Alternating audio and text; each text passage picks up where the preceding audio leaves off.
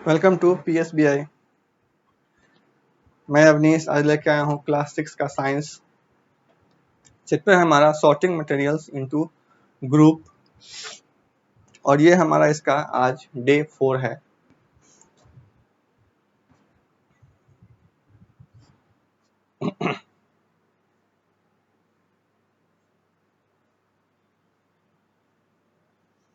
हमने एक्टिविटी 4 देखा था पिछले क्लास में और अभी हम देखेंगे रफनेस के बारे में। क्या होता है रफनेस?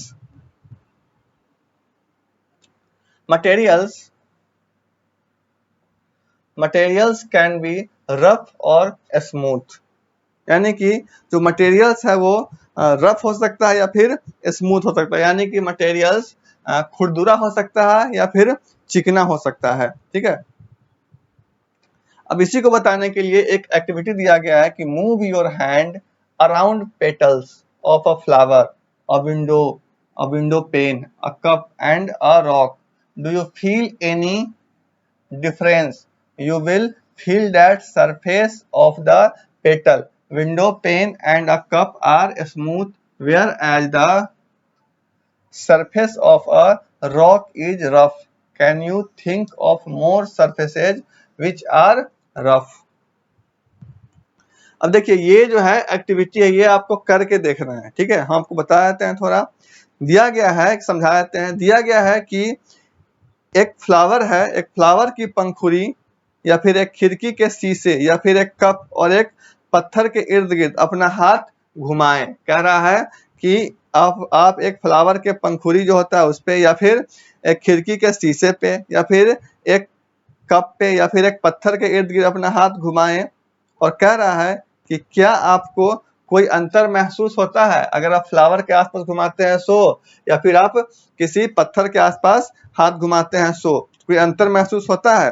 पूछ रहा है। आपको लगेगा कि पंखुड़ी खिड़की के शीशे और एक कप की सतह से क्या है, तो काफी स्मूथ है। ठीक है, जबकि पत्थर की सतह क्या है, तो रफ है। क्या आप ऐसी सतहों के बारे में सोचते हैं? तो आप इसको एक बार करके देखिएगा। ठीक है, फ्लावर्स और कुछ पत्थर्स वगैरह के आसपास अपने हाथ को रगड़िएगा और ये एक्टिविटी आप घर पे करके देखेंगे और बताएंगे कि हाँ आपको मतलब कैसा लगा। ठीक है, दूसरा है हमारा एक एक्टिविटी सोल्यूबिलिटी। ठीक है, इसका अर्थ क्या होता है? इसका अर्थ होता है घुलनशीलता। अब सुनिए, एक्टिविटी क्या है हमारा? एक तो आप ये करेंगे घर पे। ठीक है, दूसरा एक्टिविटी है हमारा कि take 5 beakers and mark them as A, B, C, D and E. Half fill them with water. Add 1 teaspoon of salt, sugar, sand, sawdust and atta to each of the breakers marked A, B, C, D and E respectively. Stir the contents with a spoon. Wait for a few minutes. अब सुनिए क्या कह रहा है कि 5 beaker हमको लेना है। ठीक है, और उन्हें A, B, C, D और E से चिन्हित कर ले। 5 गिलास ले ले, 5 बीकर ले ले। यहाँ पर एक फोटो भी दिया गया है। ठीक है, यहाँ पे देखिए।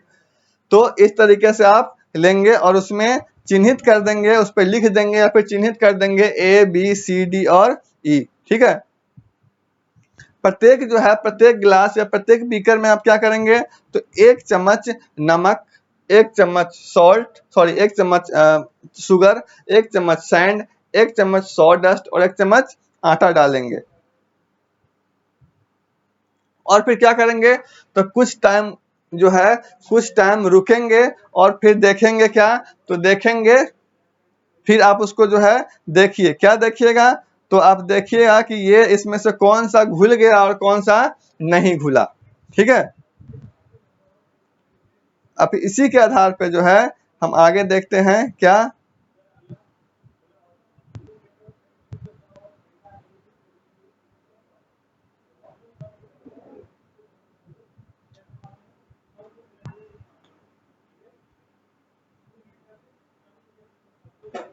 देखिए इसी के आधार पे हम देखेंगे अभी।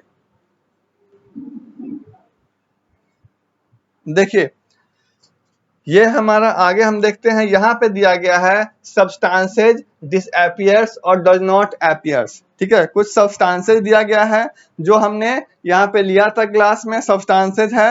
अब यहाँ पे दिया गया है कि देखिए सॉल्ट जो है वो डिसअपियर्स हो चुका है। ठीक है, सॉल्ट जो है वो डिसअपियर्स हो चुका है। डिसअपियर्स मतलब क्या होता है? सॉल्ट जो है वो डिसअपियर्स हो चुका है, यानी कि गायब हो गया। ठीक है, शुगर जो है वो क्या कहते हैं, शुगर है, शुगर जो है शुगर भी डिसअपियर्स हो गया, वो मतलब वो भी गायब हो गया। सैंड जो है डज नॉट डिसअपियर, सैंड गायब नहीं हुआ। ठीक है, जो ग्लास में रखे हैं उसकी बात हो रही है। ठीक है, इसके बाद सॉ डस्ट जो है डज नॉट अपियर्स, वो भी गायब नहीं हुआ। और आटा जो है डज नॉट अपियर्स, वो भी गायब नहीं हुआ। देखिए सम substances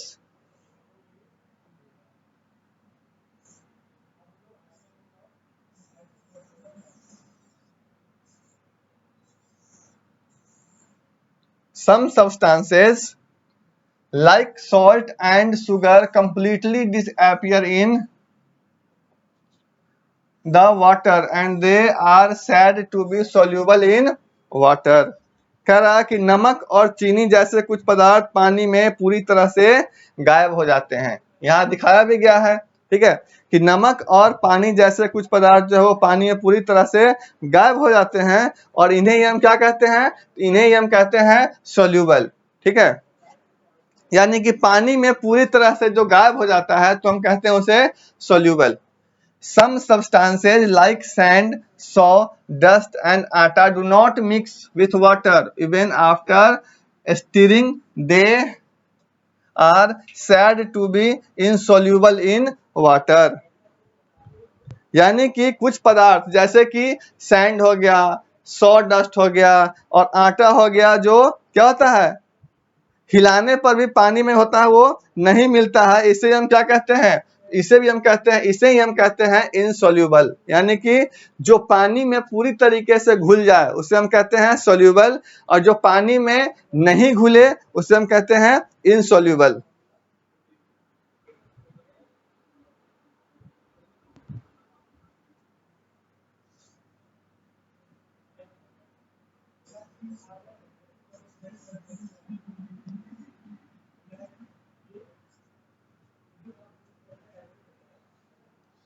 देखिए ये सब दिया गया है, इनसोल्यूबल है ये सब।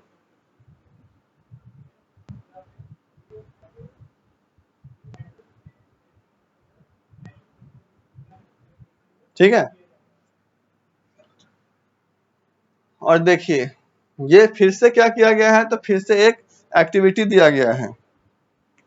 ये एक्टिविटी एक्चुअली में करना आता है आप ही को, हम इसको थोड़ा समझा देंगे आपको। यहाँ पे दिया गया है लिक्विड है और मिक्स्ड डज नॉट मिक्स, मतलब कौन सा मिक्स होगा और कौन सा मिक्स नहीं होगा।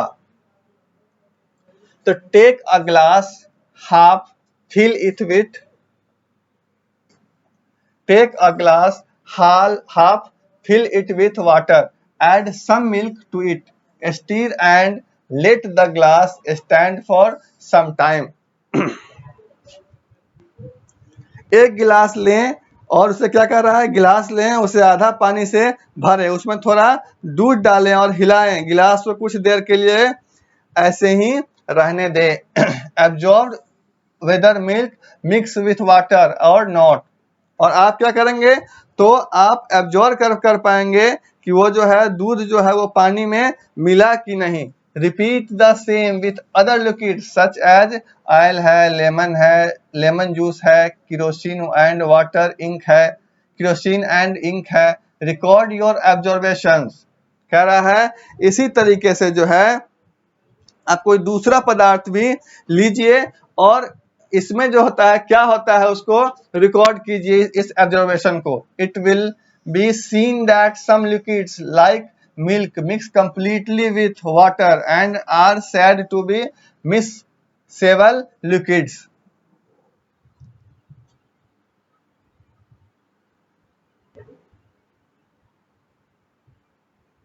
कह रहा है कि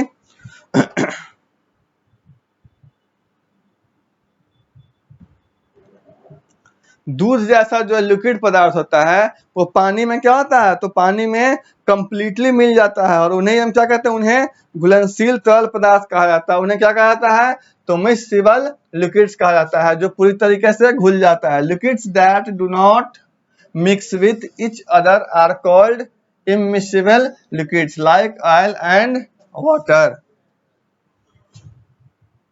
वे लिक्विड सब्सटेंसेज या मटेरियल्स जो एक दूसरे के साथ क्या होते हैं, तो नहीं मिलते हैं, उन्हें हम क्या कहते हैं, तो उन्हें हम कहते हैं इमिसिबल लिक्विड्स। ठीक है।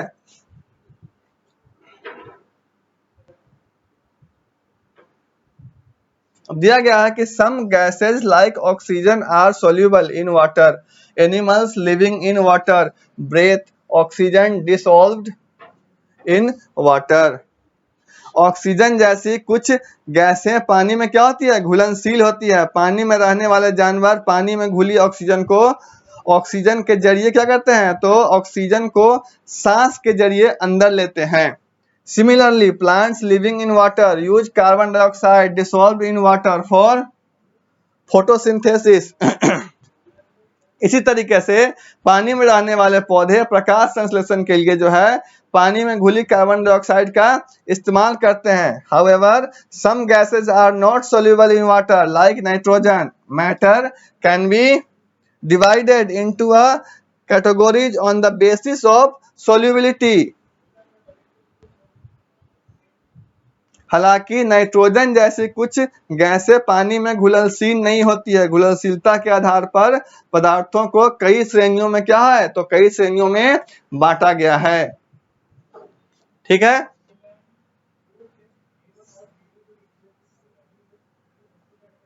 अब आगे है डेंसिटी।